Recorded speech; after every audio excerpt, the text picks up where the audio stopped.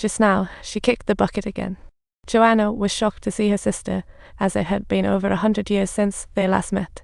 She came to find Joanna because she sensed a major crisis. Sure, Joanna's immortal, but some special tricks can still send her packing.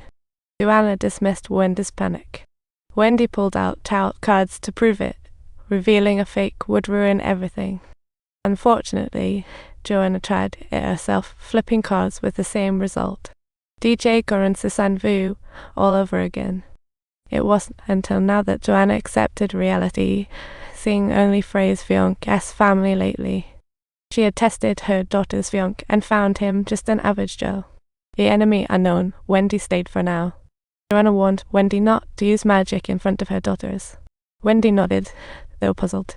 The sudden appearance of the ant left the sisters pretty baffled. But the next day, while they were all out, the imposter waltzed in impersonating Joanna. The imposter rushed to a desert painting, chanted a spell, and the man inside began to move, popping out. The man's skin was sunburnt red. The imposter handed him water, and he gulped it down. At that moment, the imposter told the man she could help him exact revenge, and now he could do whatever he pleased. He grinned like a Cheshire cat. The man was Freya's crazy admirer from a century ago. She sealed him in the desert for 100 years due to his excessiveness. The red-faced man and imposter teamed up.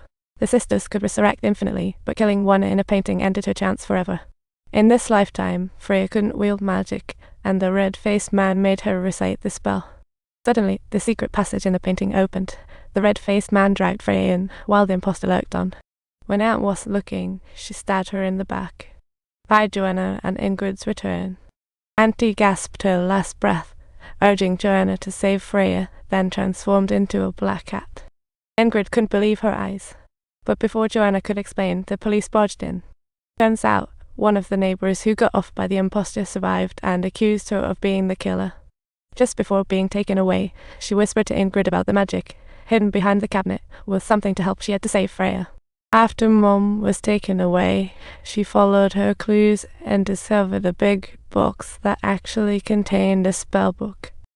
While flipping through the spellbook, she stumbled upon a resurrection spell and instantly thought of her recently murdered aunt. She set up a ritual from the book. Her aunt was back, but crumbled at Ingrid. Using the resurrection spell has a heavy price. So, Ingrid was redundant and it could kill someone. But the priority was to save her sister Freya. Meanwhile, Freya was yanked into a painting, tied by ropes, and lit it on fire by the red-faced man. Then she used a magic hook to open and escape, and as flames approached, her magic activated instantly.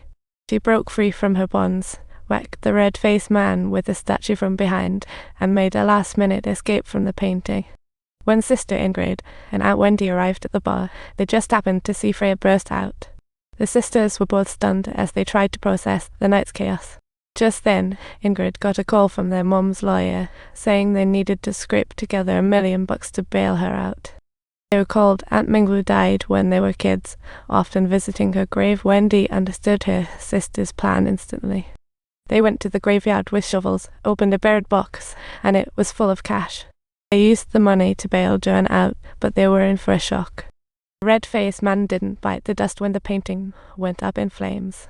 Just as the passage closed, he endured the burning and escaped. Not one to back down, he stealthily slipped back into their home and ambushed Freya while she was running a bath, plopped her right under. He chanted to seal her, unaware their mom had been bailed, and stopped him. She used her magic again to trap him back in the ink painting, and this time they didn't hang it on the wall, they buried that thing. Crisis averted for now. However, they hadn't uncovered the imposter's identity, and the daughters wanted to help their mom find the mastermind. Joanna didn't want them anywhere near magic, and to drive the point home, she tossed the spellbook into that Saoyi believed the sisters should learn magic. So she secretly started teaching them, explaining that every witch has their own unique. Freya could keenly sense inner desires, brewing various potions, while Sister Ingrid, with extraordinary wit, invented new spells. Mom was a total genius. According to Saoyi, if Joanna put her mind to it, there was nothing she couldn't do.